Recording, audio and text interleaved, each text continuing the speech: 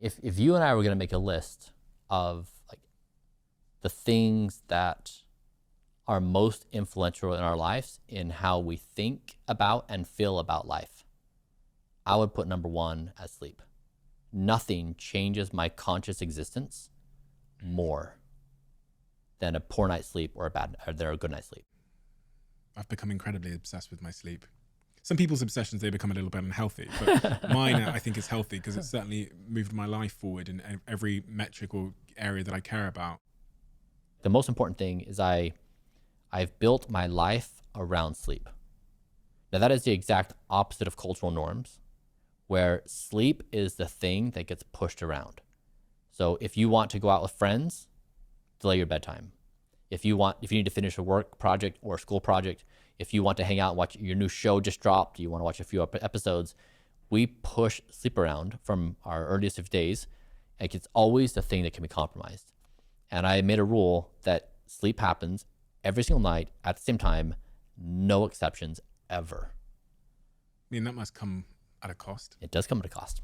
What is the cost? I mean, that cost is substantially less now because I've made the hard decisions.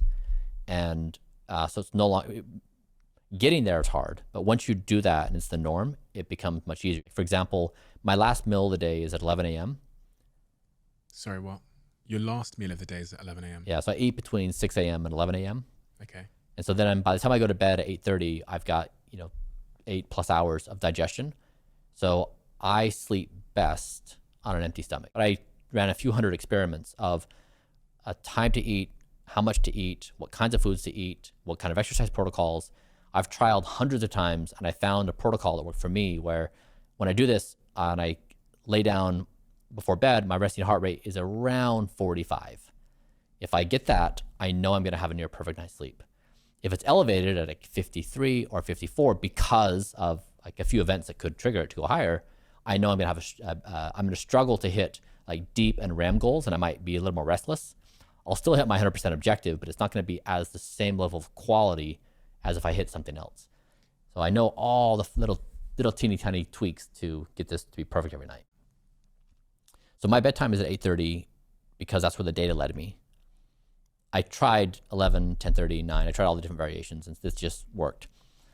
So anything that happens past 8:30, I don't participate in.